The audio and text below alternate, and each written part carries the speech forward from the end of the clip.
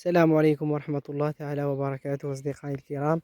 حياكم الله أينما كنتم، كنتمنى من الله تكونوا بخير وعلى خير وفي أحسن الأحوال. اليوم جيت نشارك معكم واحد الطريقة اللي سهلة وبسيطة، وبغيت الإخوان كلهم يستافدوا منها في هاد الوقيته ديال شهر 3 وشهر 4، في الوقيته ديال تفراخ النحل. اليوم بغيت نشارك معكم كما كتشاهدوا عندي صندوق خاوي والإطارات قدام والحامض. بغيت نشارك معكم واحد الطريقة، فيديو غيكون مختصر إن شاء الله وصغير. بغيت نشارك معكم واحد الطريقه اللي سهله في اصطياد الطرد من النحل. اول حاجه خصنا الاطارات، مهم يكونوا قدام او اطارات جدد، والحامض هذا الاخوان. اول حاجه هذا الحامض هذا غنحكوه على الصندوق مزيان، ونحكوه على المدخل ديال الباب من هنا وصافي. وغنحطوا الاطارات بحال ما هكا على هذا الشكل على اليمين، واحد جوج او ثلاثه الاطارات.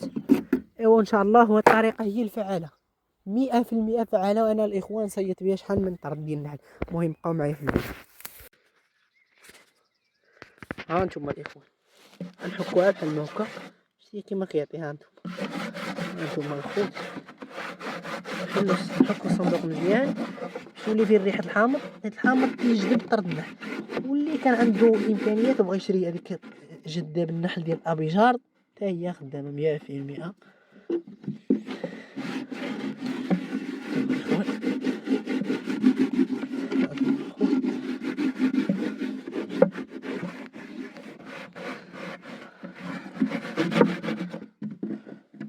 نحكو هاد الجهة عاوتاني.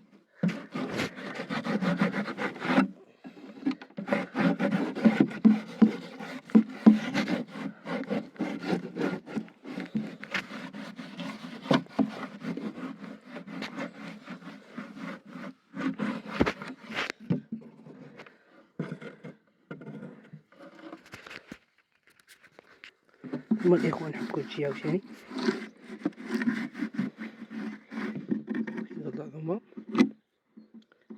كما قلت لكم الإخوان، هاد الطريقة هادي فعالة 100% ومضمونة. راه الدليل عندي في الفيديو اللي قبل من هذا، راني وريتكم الفيديو أن شدينا طرد ديال النحل.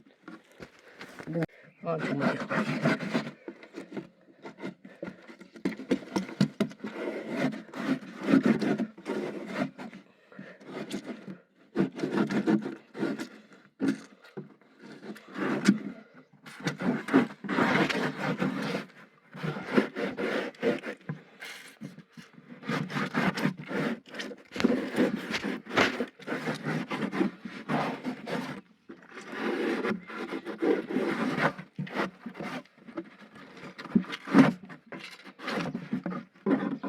صافي الخوت. كنحكو الصندوق بحال ما هكا، نحكو هنايا في المدخل ديال الصندوق، ضروري في المدخل.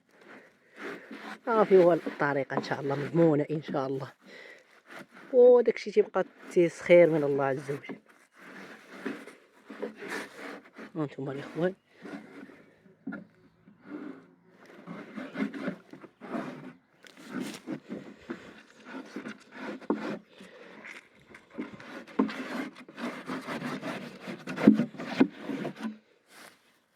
دابا الخوت غنديروا الاطارات. غنحاول ندير على جوج اطارات. هاد الاطار هذا نديرو هذا هنا، وغندير هاد الاطار هذا اليمين. صافي هانتوما الاخوان هكا الطريقه. صافي الاخوان دابا غادي نسدو على الصندوق الغلاقه ديالو.